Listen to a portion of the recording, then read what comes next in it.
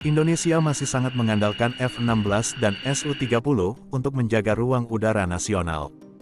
Bagi Indonesia, kesiapan tempur F-16 dan Su-30 harus terus dijaga.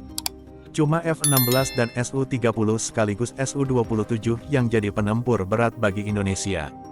Sebetulnya selain F-16 dan Su-30 ada Hawk sekalian T-50 yang kesiapan tempurnya tergolong prima. Bahkan dalam pemberitaan terakhir, Indonesia hendak menambah armada FA-50 dari Korea Selatan. FA-50 merupakan versi lebih lanjut dari T-50.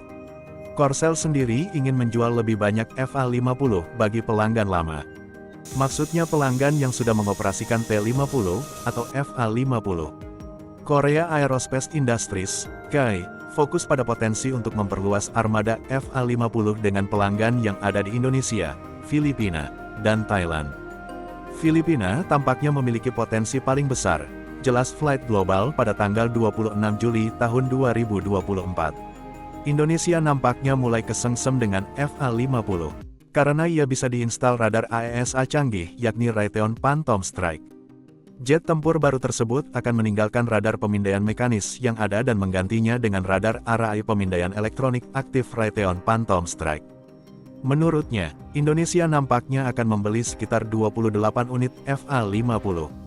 Indonesia berpotensi menambah FA-50 ke armada pesawat latih T-50 yang sudah ada jet yang menjadi dasar FA-50.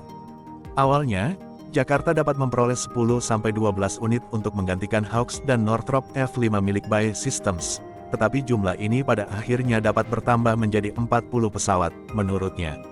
Meski demikian, FA-50 bakal mendapat persaingan dari L-39NG dan Leonardo M346.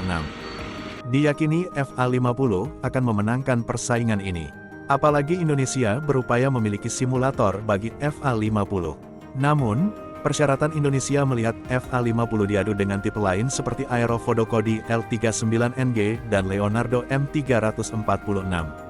Shin Dong-hak, Wakil Presiden Pengembangan Bisnis Internasional di KAI, menyarankan agar tidak ada keputusan yang diambil dalam waktu dekat, karena Jakarta perlu memasukkan akuisisi pesawat ke dalam rencana anggaran jangka panjangnya.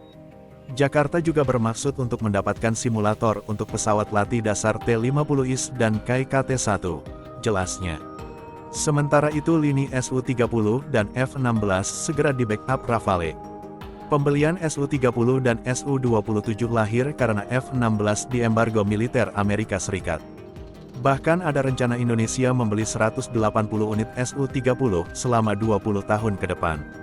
Tapi tawaran hibah 24 unit F-16 lebih murah bagi Indonesia sehingga mengurungkan niat membeli 180 unit Su-30 baru.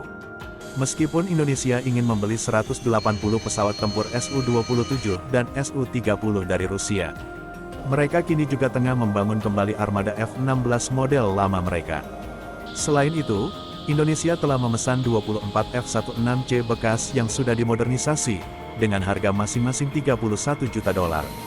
Meskipun mahal, jet tempur Rusia itu modern dan tampak hebat. Mereka juga relatif murah untuk dirawat. Ini semua adalah bagian dari rencana untuk beralih dari jet tempur Amerika, 10 F-16 dan 16 F-5, ke Su-27 dan 30 Rusia. Namun, F-16 bekas jauh lebih murah daripada Su-27 sehingga tekanan publik memaksa politisi Indonesia untuk mempertahankan F-16 dan meningkatkan F-16 yang ada, jelas strategi Page dalam artikelnya berjudul Procurement, Russia Loses to Cheaper and Newer, pada tanggal 22 Agustus tahun 2012. Apapun itu intinya Indonesia harus tetap menjaga kesiapan tempur F-16 dan Su-30 seoptimal mungkin.